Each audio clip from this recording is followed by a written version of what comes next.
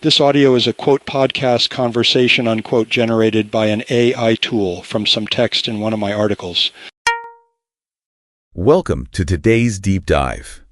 We've gotten some really interesting stuff from you all about emotions and creativity. Oh, yeah. Yeah. We're going to dig into how those deep feelings, all the feels, can actually fuel your creative work. Right. So get ready, because we're about to unpack this one. Yeah, it's really interesting, isn't it? We always kind of put creativity up on a pedestal. Yeah. It's this really intellectual thing, but it's so much more interesting than that. It's messier and honestly way more human, don't you think?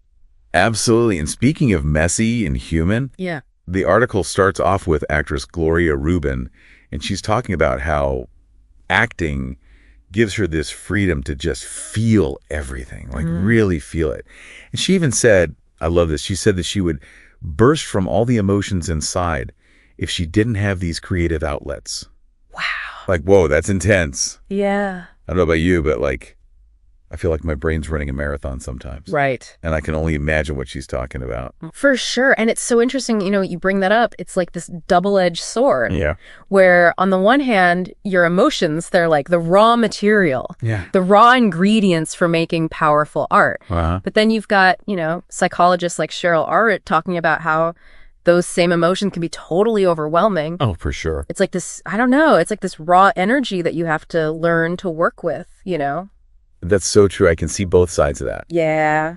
So how do we do that? How do we learn to work with it instead of letting it control us? Right. Well, that's where it gets interesting, because it's not about suppressing your emotions, stuffing them down. Yeah. It's about learning to regulate them. Okay. And finding a way to kind of channel them into your creative work. Instead of letting them be a roadblock. Exactly. Yeah. Instead of that writer's block. Yeah. And it makes me think about, what Dr. Mihaly Ivan Holtz, she talks about embracing the full spectrum of human emotion. Yeah.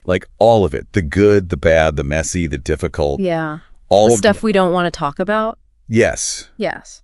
And she's saying that it makes for more authentic, powerful, creative work. Absolutely. And when you think about it, when an artist can really tap into that emotional truth, really go there, it creates this bridge with the audience, Oh, totally. But, there's always the flip side, right? You're right. We can't ignore the impact of trauma. Yeah. And Dr. Holtz brings up this point, and I think it's such an important one. Sometimes unhealed trauma, it can create so much turmoil inside that it makes it really tough to channel those emotions, It's too much. It's too much.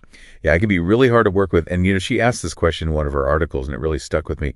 Where does this desire to create even come from? Mm-hmm. Is it pure joy? Is it curiosity? Yeah. Or is it something deeper, something rooted in our experiences? Oh, absolutely. Maybe even the tough ones. I feel like it can be all of those at different times. You know what I mean? Oh, for sure. And I think understanding that why, why we're driven to create can offer such valuable insights into our own process. It's like uncovering these hidden forces, driving our creativity. Yeah. And, you start to think about things like, okay, what about highly sensitive people? Yes. HSPs. Have you heard of this? Thanks for listening. See the Creative Mind post with links to resources and other material.